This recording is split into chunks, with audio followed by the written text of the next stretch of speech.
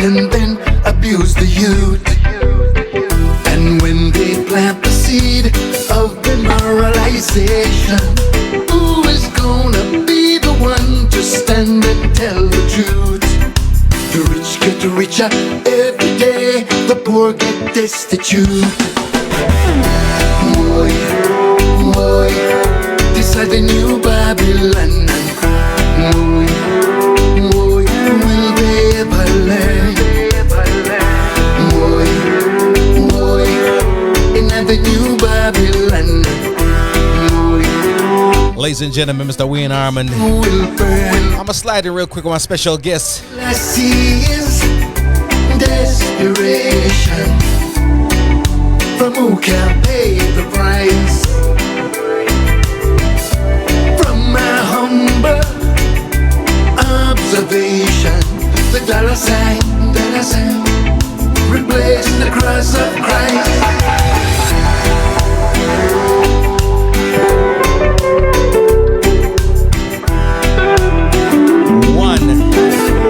One of my special guests, Mr. Orville Marshall. Orville, welcome to the show, sir. Welcome to the program. Yes, GQ, thanks for having me. Pleasure. We're talking about the Positive Transfusion EP right now. Transfusion Rhythm. Fire. I'm gonna go straight in. You know what I always ask, and we're gonna bring in Mr. Wayne Armond in a second because it's my top tune, my favorite tune on the album. Hard to say that, but you know it go. I always wonder when putting stuff like this together as a curator, all right? Bad rhythm, a ton of bad artists out there.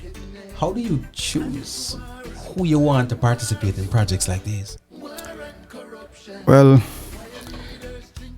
it was a tough decision for us because just about everybody that heard the rhythm loved it and wanted to do something on it. Mm-hmm. But when we really got back some of the demos, we knew that probably that wouldn't fit with what we wanted. Right. You know, that sound wasn't there. Sometimes the lyrical content wasn't there. Mm-hmm. But in the end, I think we ended up with some fantastic artists. Nice. And we've been sliding from song to song because they're all dope songs and no missing here. And I'm going to bring in, of course, Mr. Wayne Armond. We just heard his song and we're getting back to it. Sir Wayne, can you hear me, sir? Loud and clear, my brother. Loud and clear. Good. First of all, good evening. Thank you so much for joining us. I know that, the jet probably just landed. You had to come off real fast, run through customs so you can come talk to us. So I appreciate it very much, all right? No, actually talking to you from the back room. Them allow me to make a call. I don't reach the strip search yet. It's okay, you got time. G. Cole, don't matter, make him tell you no foolishness. It's boat him traveling. Oh, that's how you do it? Yacht? The yacht vibes? No, boat. Fishing boat. Sir Wayne, the tune, the new Babylon. First of all, like I said to you before, there's the Wayne Armond sound, there's the Chalice sound, which is a fun, feel-good sound. And you've managed over the years, in your solo ventures as well as the band ventures to put the message. I mean, the message sounds so sweet that sometimes people don't even realize that there's a message there. No, I burn out Babylon big time right there, you know. Right, the new Babylon, but it sounds so sweet. I want you to talk to me a little bit about this song right here, the new Babylon. Mm.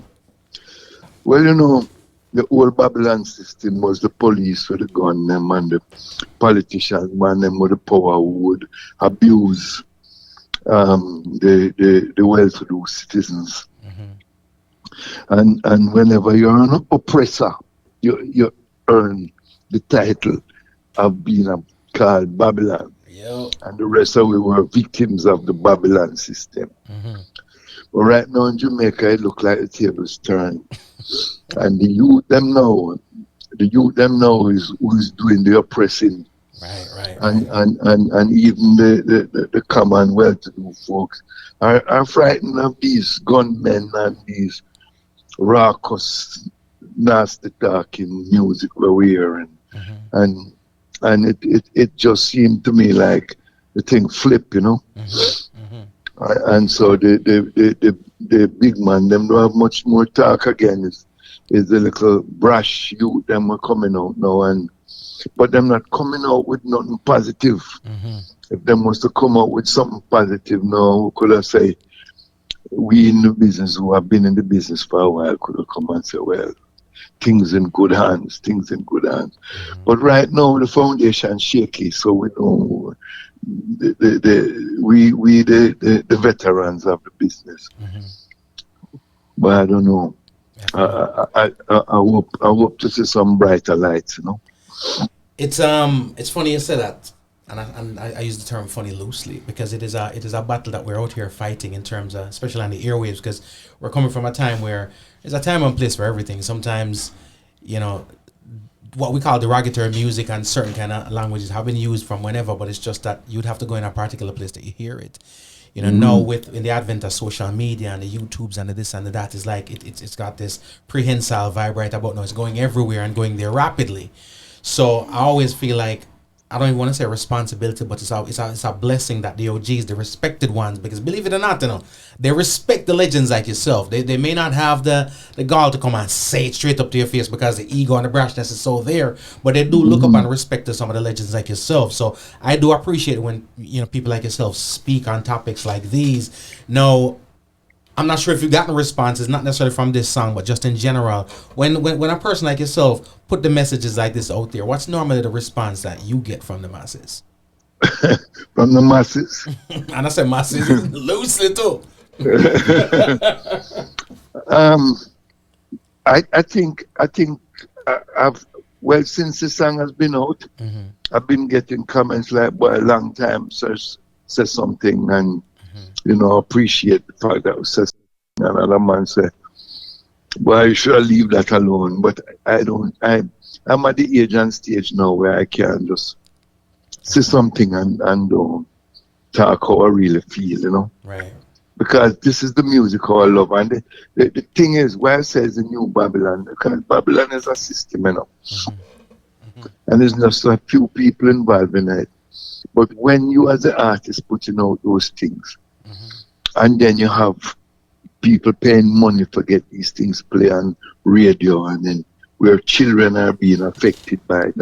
And don't tell me that, nobody can tell me that music don't affect children, because it's going to movie and watching a English band play guitar, that influenced me to play guitar. Wow.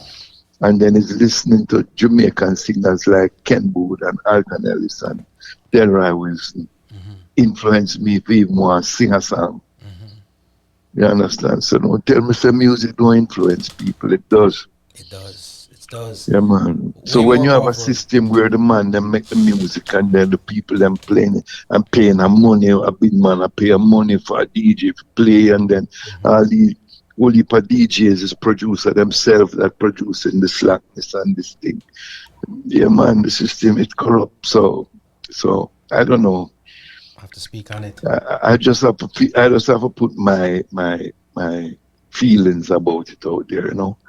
And I think the rhythm lend itself to that. If you hear Lucia the War go on and thing, even his song inspire me to do what I do, you know. Wow. And I'll swing to Orville on this one, because again, you know, you've seen many sides of the spectrum. You've seen it from behind the boards. You've seen it from behind the microphone. You know what I mean? As from the broadcast side of things, and then just out there as a patron and somebody enjoying the music too.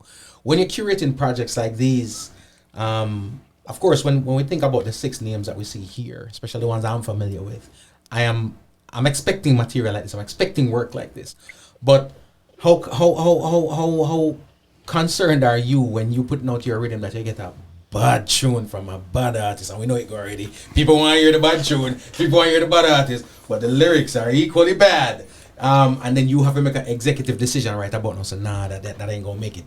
Even though you're the fire artist of the day. Is that a challenge for you being on the other side of it?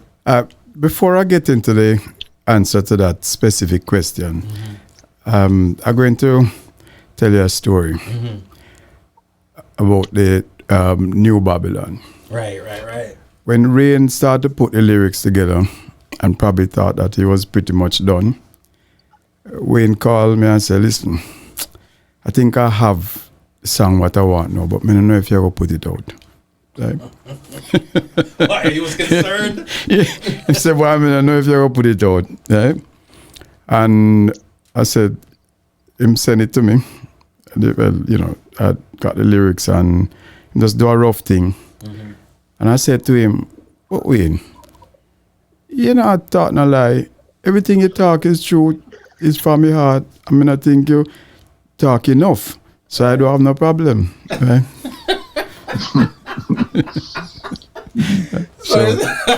So you were ready for Blaze the Fire? Yeah.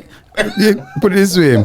The big name on the tune is not the producer, you know. He's the artist, so he's him would have a run. The man throw you another fire away. The man throw you another fire.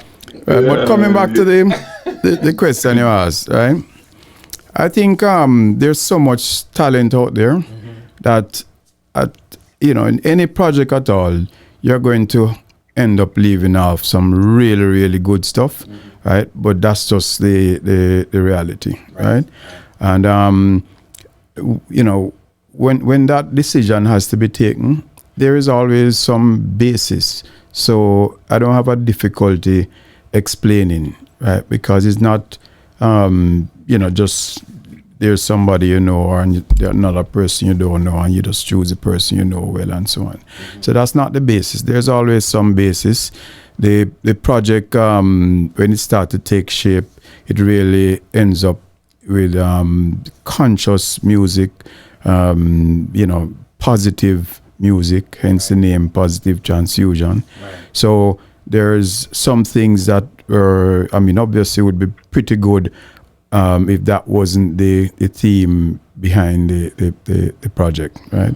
So, whatever it is, there is always a basis, and you're going to leave off some pretty good stuff too, but that just doesn't fit with this particular project, right? Makes sense. This is of course on your label. Yes. My Productions. Nice. Now, is this your first full-length project on your label? Yes, it is. So we coming out the gate now, because generally when somebody come out with their first anything, right? Let's start down here. They might do a thing. I mean, you might get a one decent artist, and then Joe Brown and them brother them up on it to fill it up. But we talking about JC Lodge. We got Luciano, we got Carlton Coffee. We're talking legendary stuff right here. We got Wayne Armond. I could keep going this pinchers. You know what I mean? So putting out our project like this, was that what you had in mind from the get-go? That, something I need? And it's not just heavy hitters, because these are heavy hitters, but these are legendary tenured voices and tenured names. Was that the intention when you decided to work on this? All right. Well, first of all, even though it's my first project, right, the important thing is to get right people around you. So when I have somebody like Wayne, then the whole thing is not a first-time thing, right? So that is the first good decision, right? And that the rest of it came, pretty easy, really, right? So I think that's the first thing that needs to happen. But in terms of how it turned out, I think that's turned out better than I imagined, right? Because kind of feedback I'm getting, the problem people having is to choose the favorite of the six, right?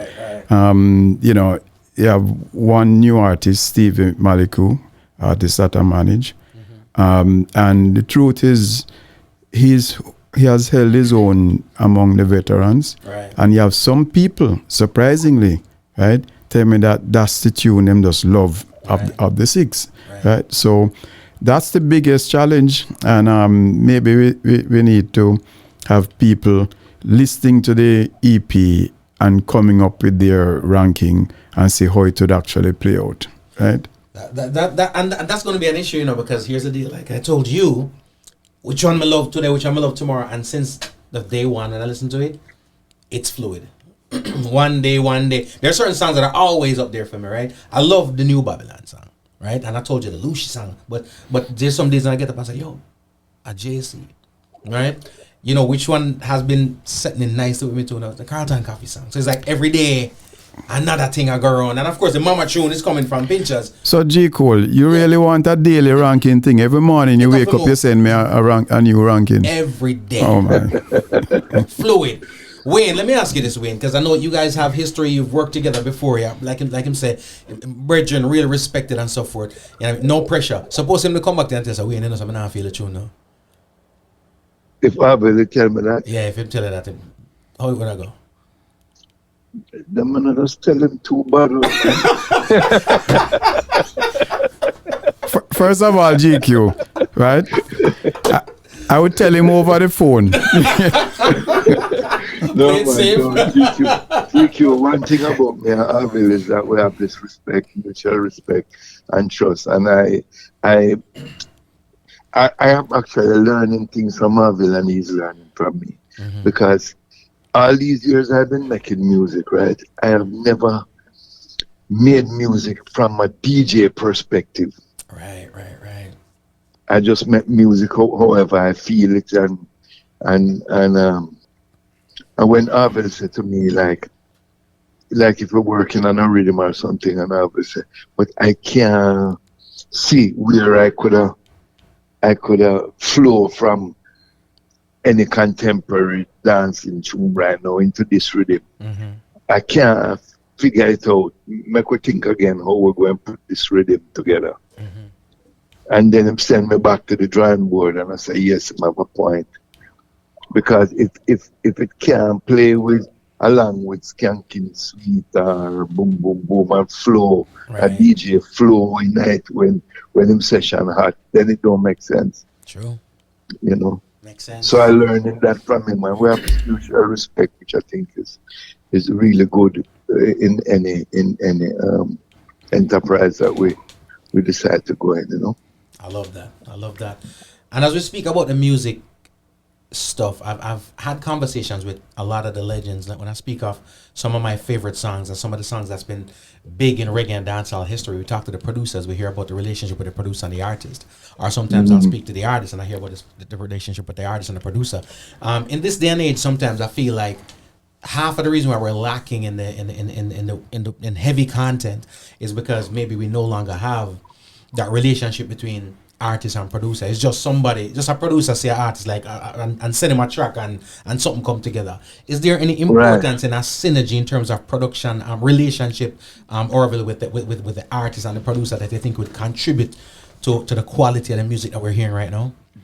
I think that definitely is so, and I think to begin with, when there's that relationship, right, it is easy to, for example, start the discussion with some sense of trust. Because usually when these things start, right, you have to have some trust in the person. You send them out some stuff that's pre-released and all that.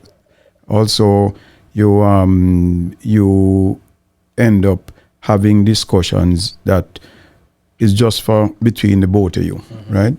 So sometimes the first go around with an artist is not, particularly impressive, but that's just between the producers, me and Wayne, and the artist, right?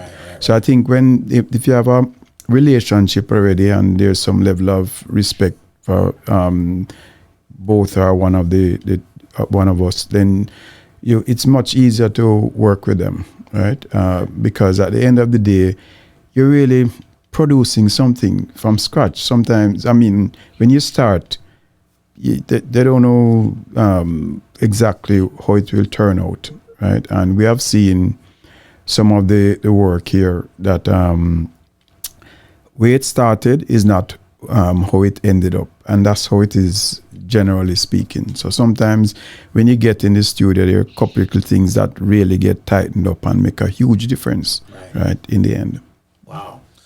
Wayne, sometimes we're too close to the I just to give you a quick answer on the question you asked about the producer and the artist. Let us just call some name, right? Let's say Bob Marley and Chris Blackwell. Yeah. even though the other two whalers never trust Chris, Bob went along and trust him and see where Bob is the greatest of all time. Yeah. Look at Robert Livingston and Shaggy. Yeah. Them had a mutual trust, and Shaggy got him 14 million selling a platinum, double platinum, triple platinum album from trusting Robert Livingston. Right. Look at Jeremy Hardin and Sean Paul. Yeah. So if those kind of relationships tend to bear fruit more than just, well, let me give money, I sing for my tune and call it that. Right. You know? Yeah, man. No, I agree 100% because the songs that are there that will never go away, that are going to stand the test of time, that are there in history, that when we talk about our biggest, when we say Bad Light 90s dancehall, when we talk about all the classics, and then you get the opportunity to speak to either the artists or the producers, you realize that, okay, wow, it wasn't just, okay, I got a dope rhythm here and the artist's bad. It's always a little bit deeper than that and synergy wise, and I think that's pretty awesome. Now we talk about relationships and production and all those things. Another song that I have had on my top 10 must play song for the week for the past however many weeks is a song called the Afrobeat Medley, right? That you guys are behind. And here's the crazy thing: when I heard the song first, I didn't know that. I had no idea that you had anything to do with it. I had no idea that Orville had anything to do with it. And I'm gonna close out. But when I found out, I wasn't surprised then because the quality of it. No, I'm no producer, but that to me, it takes some genius in putting together the song choices, the instrumentation, and even to much respect to the artist, them choosing the artist, the right vocalist to be able to do it. So take me a little bit. You guys are my little time capsule, my time machine right about now. Take me back a little bit into the whole process of that song, how that actually came together. All right. Probably I can start. Mm-hmm. I remember saying to Wayne, I need a faster beat per minute and some stuff we had, right? So Wayne, maybe we have to look at something like, probably can look at Afrobeat, we can look at whatever it is, but I need something faster. So Wayne eventually, just out of the blue, came back and said, listen to this. Mm-hmm. Send me something, which was, I think, Stand By Me is the one that he sings on it to give us an idea of, whatever. Mm-hmm. And I heard it and I said, Wayne, I like it, but I want a medley. Wow. Right? So off the bat, you were feeling a medley. I said, I want a medley and I want a DJ in between. Right. So when he did the track and sent it to me, I actually mixed a DJ, I'm not going to call her name, but I mixed a DJ in between just to get the feel. Right. And I sent it back to Wayne. And, we're just totally hooked on it. Wayne then is the one who we bounce a lot of different names around and so on. And Wayne and I had spoken about working with the Grease Brothers. Mm-hmm. And one day Wayne said, maybe we can try them on this project, Mm-hmm. And then, as they say, the rest is history, right? Wow. But I must say, though, that the Yishka came up with Lady Soul, right? Oh. Which was a really fantastic, so we had some options, but we just choose the best ones, mm-hmm. right? For us, it doesn't matter where the suggestion comes from, right? We just want the best ones, and it seemed as though we got our hands on 3 solid ones that fit right. And Massey Kid did a fantastic job as a DJ. So Wayne, you can say your piece. I don't have anything else to say. You covered the word. You cover the board, man. But no, that's really basically the whole thing. That's how it went. It's a And nice. I am happy that we finally got the Greaves brother, because I know these guys for quite a while, and I see them all doing solo things, and I said to them, "Have you ever recorded together?" Well, when we were with Roots Uprising, or I said, "No, man. I mean, as the Greaves brothers, but like the GBs, man, and I, Abel and I now have our sights set on doing more work with these brothers, because they're so easy to work with. They're so talented, and them bring up a very nice spirit to the music, Right. So we have, I think Abel and I have a lot more work to do with them. Right now we're in the process of choosing original songs now, because they have come from under the stone now with a nice Afrobeat thing with covers. We want something original now, Nice. and I'm hearing them. And here's the thing, G Cole, you will appreciate, with the passing of Tabby and Bonnie Diamonds. Yeah. There's the Tamlins are the only other group that come to mind, that maybe as a 3-man group. Yeah. But you should know, the golden age of Rocksteady, when there was the Paragons, the Techniques, the Desmond Deckers, and the Aces. Yeah. So you had all these singing groups, 3-man singing groups, that were making hit after hit after hit. Wow. And I would have liked to recreate that sound. Wow. With a 3-man group, and who better than 3 brothers? Yeah. Yeah. So You don't have to search for the synergy. The synergy is already there. the synergy is there. That's right. We just have to get the material now and put it together correctly. John, I did And it. I'm sure that the team is strong and we can do it. I love it. From the first day I heard the song, it was. I probably played that song 10 times. That one time, it's one of those songs where, and it doesn't happen too often, where, I had to look at the clock and realize, oh no, we can't do this. I play the song from 11 o'clock and 11:30. We have to roll. So I had to. so even when there were times when I decided to go, but the audience wasn't having it. So they were hitting me up in the chat room, and I said, boy, pull it up. All right. So I pulled it up a couple times and start ignore the chat room now. Then the phone started going. So I can only ignore so much. But it was a half an hour. I really had to tell them that I gotta move on. So it's catchy. But let me ask you both this. I'm in love with Afrobeats right now, right? And Afrobeats not exactly new. What is it about Afrobeats to each of you? Coming from, with your experience, you've reggae, dancehall, R&B, pop, whatever genres country we've been exposed to over the years. What is it about Afrobeats right now that's got the world so in a trance and hooked right now? What do you think? And I'll start with you, Wayne. All right. The thing is that it's simple. Afrobeat remind me of early dancehall. And Jamaica again have to take credit for all these things, I mean, it's not bragging or boasting, it's just fact. Wherever we develop our music from, whichever source we develop our music from Menta to Ska to Rocksteady to Reggae to dancehall. But dancehall has been a big influence on both Afrobeat and reggaeton. Yeah. Big influence.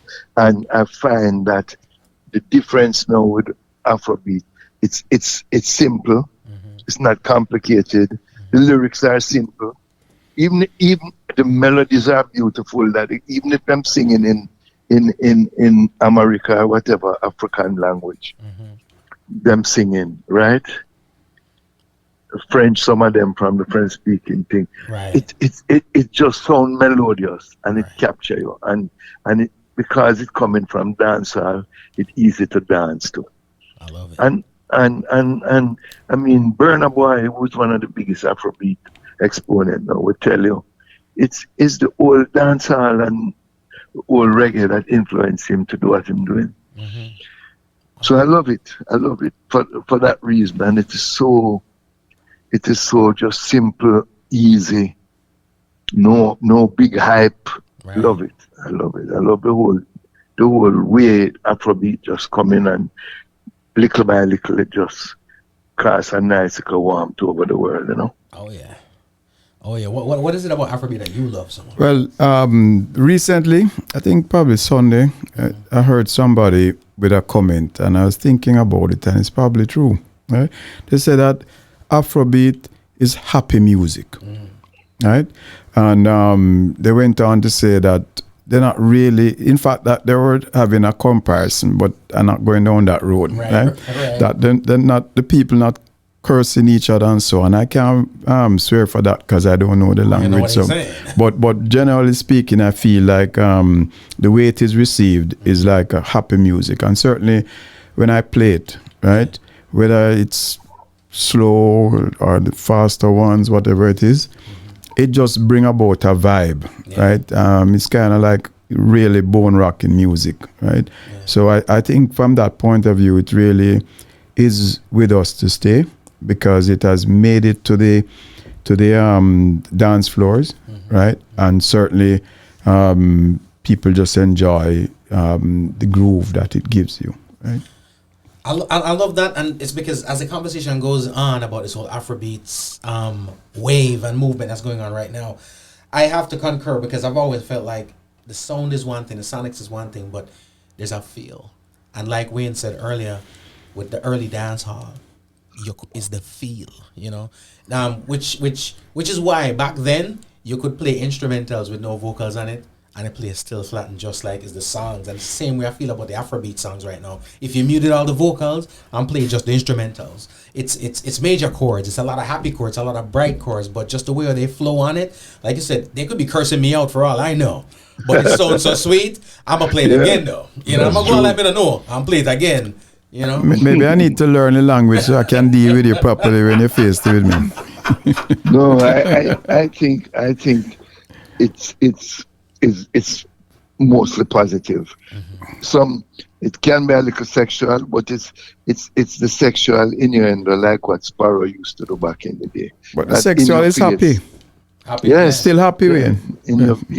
But I mean, it give me the vibe of the days when chill a lot again upon the wall. You know, those songs that you hear, you feel, bring a smile to your face, and your foot start move, and you just gotta spin around the dance floor, and that's the kind of vibe Afrobeat to me. I love it. Yeah, man. I love it. Well, Sir Wayne, here's what I'm gonna do right now. First of all, thank you so much for joining us, taking time out for, again, you know, come out in the back room and talk to us. You might have to go back into customs right about. I don't know what they're gonna do to you, but you know. Well, I taking time drifting while I talk on the phone, and nobody now notice. Grab your luggage and run. Maybe I can make a run to the phone. Oh man. Always a pleasure, sir. And again, you know, Mikasa, Sukasa, come through whenever you're ready. We can have some more convo. I'm gonna slide this new Babylon for the people one more time, and then of course, you know, we gotta touch some more tunes. I got a Lucy coming up, and then I gotta get into the Afrobeats medley and so forth. But just wanted to say thank you very, very, very much, sir, for joining us on the horn. You're welcome, man. It's always a pleasure to talk to you, brother. Give thanks. And as Charlie said, thanks for trying to keep the music from dying. Yes, sir. Anytime. Love it too much. Yeah, right. Much love. Ladies and gentlemen, Mr. Wayne Armond, and this one is Babylon. Thank you, sir.